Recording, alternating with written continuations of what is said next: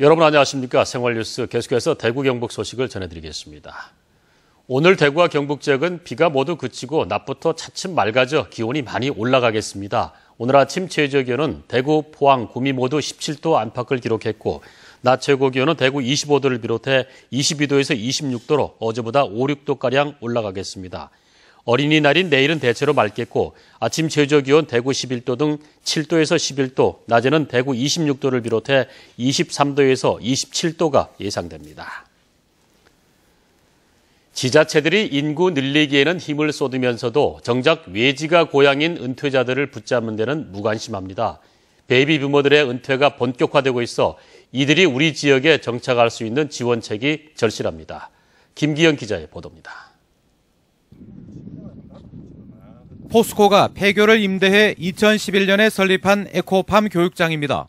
30여 명의 수강생들이 구들장 놓기 교육에 여념이 없는데 한옥 목수와 천연 염색, 산채 약초 재배, 과수원 조성 등의 프로그램을 연중 진행합니다.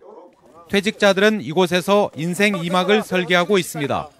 36년 경력의 철강매는 고향으로 돌아가지 않고 2년 전 포항 신광에 정착했는데 처음에는 도와주는 사람이 없어 막막했습니다.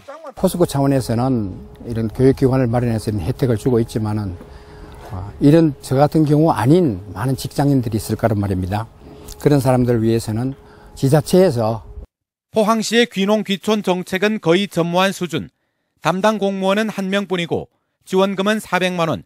조건도 까다로워 지난해 수혜자는 6명에 불과했습니다. 우리 포항시에서도 철강공단의 은퇴자들을 위해 귀농 귀촌 정책을 활발히 펼칠 때입니다. 전국에서 귀농 정책이 으뜸이라는 상주시. 전담 부서를 만들어 일회성 재정 지원 대신 집들이 행사까지 지원하는 등 세심한 배려로 30, 40가구에 불과하던 귀농인이 2012년부터는 100에서 500가구까지 급증했습니다. 금전적으로 지원하는 거는 한 번 단편적인 데 건너 마치지만은 이분들이 중요한 거는 안정적으로 정착할 수 있도록 서포트를 해주고 컨설팅 해주는 게 최고 문제인 것 같아요. 포항철강공단의 퇴직자는 매년 줄잡아 6, 700여 명. 은퇴자들에게 포항이 제2의 고향이 아닌 고향이 되도록 정착을 돕는 귀농 정책이 아쉽습니다. MBC 뉴스 김기영입니다. 대구 고용센터에 따르면 올해 1분기에 시간 선택제 일자리 사업 지원 인원은 117명에 지원 금액 1억 6천만 원으로 지난해 같은 기간보다 10배 가까이 늘어난 것으로 나타났습니다. 시간 선택제 일자리 사업은 최저임금보다 20에서 30%를 더 주고 사회보험 등을 보장하면서 주 15시간에서 30시간까지 일하는 노동자를 고용할 경우 정부에서 임금의 50%를 지원해주는 사업입니다. 경상북도는 쌀 산업의 경쟁력을 높이기 위해 올해 121억 원을 투입해 벼 육묘 공장 330곳을 추가로 설치하고 들력별 경영체, 고품질 쌀 우수 공동체 10곳을 선정해 콤바인, 트랙터 등 대형 농기계 구입비 27억 원을 지원합니다.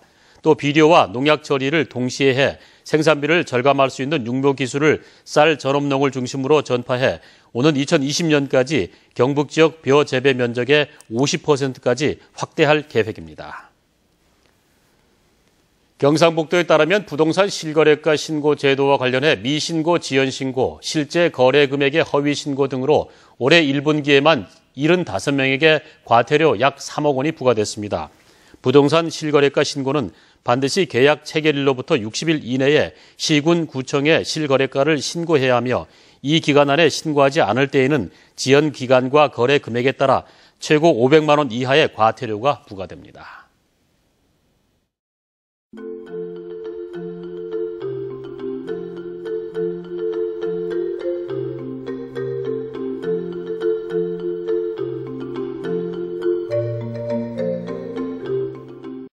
이상으로 생활뉴스 모두 마치겠습니다. 함께해 주신 여러분 고맙습니다.